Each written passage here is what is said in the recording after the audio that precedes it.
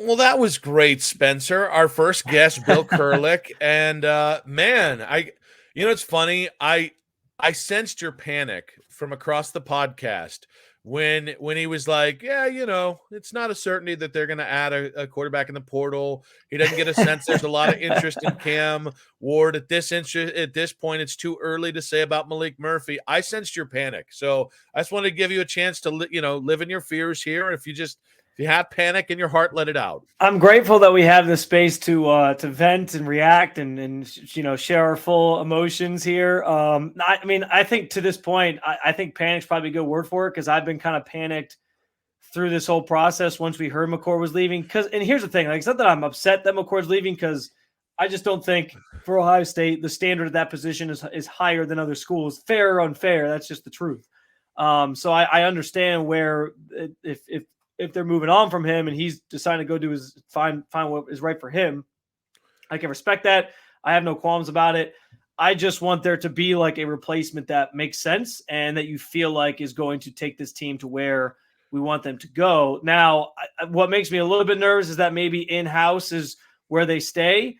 But I think Bill actually sort of calmed me down a little bit with his answer in regards to just guys they could be looking at, because like he mentioned, we haven't heard anything yet about Malik Murphy and maybe he'd be linked to Ohio State. And he kind of said like, yeah, but it's still early for him. It's only been a couple days.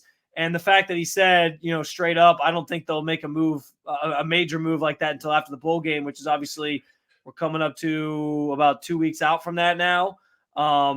So yeah, like I think there's still a little bit of panic in me, but I also feel like maybe that I'm assuming that the program has a better read on the situation in terms of where, like, how these things move. And yeah, some of your bigger fish are off the board. Riley Leonard's gone. There's been some others who have committed, but the fact that there maybe is some room to be patient here. And if Malik Murphy's not ready to like jump to make a decision, there might still be time to go get him. And I'm actually, after he announced, and I've done some more digging on just his stats and his numbers and the people who are talking about him, it feels like that would be an awesome fit for Ohio State if he was willing to come here and if they're actually going to potentially pursue him. So yes, there's panic.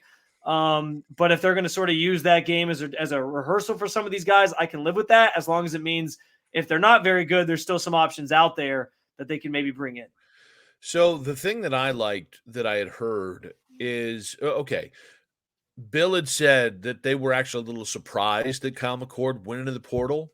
Yeah. So if that really caught them off guard, if they were planning on it being McCord, Devin Brown, and Keen Holtz and Aaron Olin next year, the four-man quarterback room, if that's true, then I like the idea of biding your time and just being patient. Because, if the worst case scenario is you just get kind of another guy to throw in there, between Devin Brown, and I mean, I think the Devin Brown, Kyle McCord thing, I think it was truly 50-50, and I think they ended up choosing Kyle McCord because of the benefits of playing with Marvin Harrison Jr. So, and maybe, giving Devin a little more time to develop as a passer. So I kind of think that, if the worst thing is Devin Brown, Aaron Olin, Lincoln Keenholtz, and a fourth guy who is like a okay starter somewhere, I mean, it's not optimal, but if that's the worst thing, I still think you can find a starting quarterback that can win you games next year. And I think Devin Brown is the kind of guy that I think in a Michigan game, his dual threat nature can help you offset some of the passing deficiencies compared to like a Kyle McCord. So Yeah. I'm not really that. So it's funny. Like I'm still want, and I still would love, I still will mark out if they get Malik Murphy or if they were to get one of these big names. I know Cam Ward's not likely, but I think it's really interesting, that they would be comfortable where they are. But I like the idea that they're not panicking just because they were caught off guard that McCord, seemingly left and they weren't expecting that. Well, it sounds like Cam Ward was being courted by Rick Ross, so it seems like that's probably a done deal. He's going to Miami anyway. We can't compete with Rick Ross. Yeah, like who's the Columbus rapper that people want to hang out with? I mean, could Columbus borrow MGK? LeBron kind of claims Columbus, so maybe there's a pitch there, but he's not technically a Columbus guy or an Ohio State guy, so it's a little bit. Okay, but let's be honest. LeBron's going to act ethically in recruiting. Rick Ross, he's going to give him the full patino. There's going to be Yeah, that's strobe true. lights. There's going to be That's ladies true. of the night. There's going to be bumping and grinding. Ladies of the Like night. let's just be real Oh, honest about how man. Rick Ross is going to go ahead and woo people to you don't bring people to Miami and be like, oh, this is a lovely park that we have, and this is a place where you can come study. check out our stadium. Yeah. It's a fine Oh, facility. and here's Sister Rosemary, and she's the longest standing monk here in Miami. You can get daily devotions from her. No, sir. You're going to the clubs. Yeah. You're taking Miami 10s, right? Maybe a little bit of skiing going on. I don't know. There's going to be a pharmaceutical but... buffet in front of you. And basically just gobs and gobs and gobs of cash. And I'll be honest with you, I'm a 38-year-old man. That exact formula is how you bring down me and every other like I am a well-regarded member of society. I am a beloved father. I am a responsible individual so far as anybody knows. And even I could be swayed by Miami 10s, a pharmaceutical buffet, and gobs of money. Yeah, that's very fair. It's a tough sales pitch to top. That's for sure. I do want to agree with you though, because I think on some level, the panic that I feel about whether or not they should go get a quarterback and are they going to find a guy in the portal and what's the quarterback room going to look like? I do think there's something to be said for the program itself, not just because the last thing you want is for them to just fold to fan criticisms or fan, just the fan outrage that's out there. And we know how loud that can be from, a certain contingent of fans, and just go out and get a guy just to get a guy. Like if they're going about their business the right way, you hope that they are patient with it and that they do find the right quarterback that they think is going to be a fit for them, even if that means somebody who's on the roster. I'm just hesitant about the guys that are currently on the roster right now, knowing that I haven't really seen a lot from Keen Holtz. I haven't even seen a lot from Devin Brown. I'm just assuming if he couldn't beat out Kyle McCord, then it makes me question. Keen Holtz. All right, I'm part of Keen Holtz Hive over here, so you bite your tongue on Lincoln Keen Holtz, the pride of South Dakota. It's not that I don't think there's like potential there. Like I said, I haven't seen enough about him. I'm just hesitant about the guys that are currently in the roster, and I think part of that is because we haven't seen a lot from them. And I would say it's probably more so. Like I'm almost more inclined in the bowl game. I'd almost rather see Keen Holtz more, so that I at least know there's something I can look and say, okay. Or maybe split I mean, they're not going to probably do it this way, but I'd kind of love it if they split the game in half. Like, hey, you get a half and you get a half. Let's see what happens. Because then at least I could get something tangible in front of me on tape where I could go back and say, well, I really like that he did this, but I really like that he did this. Because right now, like my assumption is Devin Brown, how good can he be if he couldn't beat out Kyle McCord? And then for Keen Holtz, I'm like, okay, he probably was just too young to start. He was just coming in. But what does that mean for him moving forward? Will he be better than Devin Brown? So I kind of just want to see it before I make any rash judgments. So I think what's interesting about it is the thing that I like about both Devin Brown and Keen Holtz. They're different people, but they both kind of have a swagger to them. Devin Brown is very boisterous, which has been kind of pointed out in this whole process. He's talked about, how he sees this an opportunity to make this his team. And at the same point, it's a different kind of thing, but Lincoln Keen Holtz has swagger. And I do you can kind of see it when he walks in the field for a kid that's a freshman. I kind of like that. I kind of want that in my Ohio State quarterback, honestly. Like, think about going to that Michigan game. Like, think about what Kyle McCord was saying. Oh, it's just another game. We're just taking it one game at a time. Like, that was his mentality, and he got ripped for it after the fact. I kind of like the idea of a guy like Keen Holtz coming in and just holding nothing back. Yeah, we hate Michigan. We're going to beat them this year. Like, even if it backfires on you, like, I kind of love that energy. Well, and what I think is important about it is,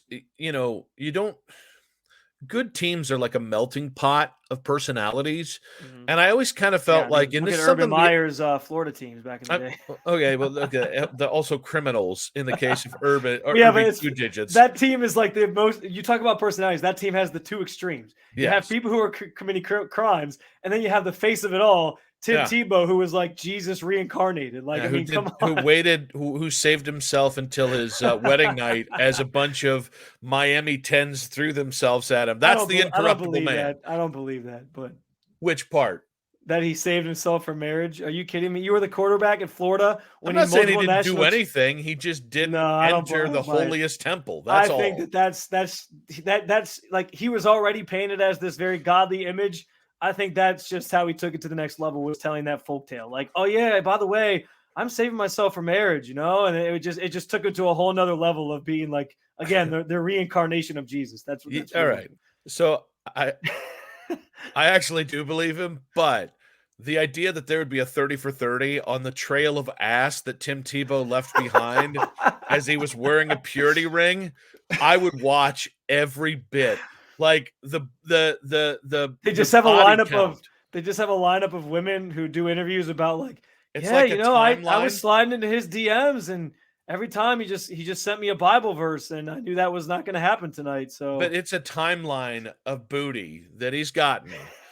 Where it just starts with like, I'm Mary Catherine, and we did things in church when we were 16 years old. Like, I like the idea. And then like by the time he's in college, it's like three at a time with toys, and there's like, pagan ritualistics like in the background, like this is what you've done to me by mentioning Tim Tebow and the lack of virginity in your opinion there. Now, I think it's also interesting to hear Bill talk about the emphasis in the portal being on the mhm. defensive side of the ball, which with Tyleek Williams going off to the NFL, Jack Sawyer's playing in a bowl game.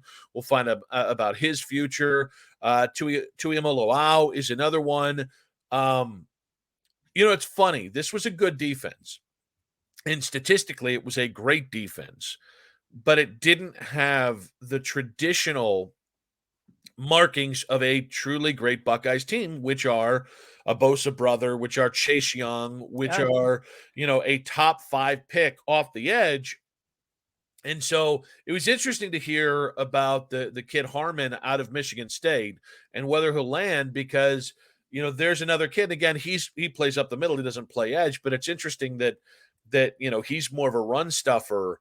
You kind of wonder if at any point in the Jim Knowles defense, if we're going to get back to having the Bosa brothers, the Chase Youngs, and I mean, even go back to Tressel with Will Smith and guys like that, the elite edge rushers who went on to become top 10, top 20, Yeah. top 32 picks in the NFL draft. I think that's been one of the most discouraging things about some of these recent recruiting classes is just the lack of that. Well, and you thought you were getting some of those guys because, I mean, you look at 24/7 Sports, and you see that Jack Sawyer is like the 6th highest Ohio State recruit of all time. JT Tuimoloau is number 5. So it's like and listen, I think JT he was probably the best defensive lineman they had in recent years. He made some really big plays in some of the bigger games on their schedule. I remember Penn State from last year. He had some other moments this year as well. So he was like the one guy that did stand out at times, but it wasn't quite at the level of the guys that you named before, the Bosa brothers, Chase Young. Like, you had one of these staple pass rushers, and it does feel like at the college level, like, listen, at every level of football, it's one of the trenches for sure.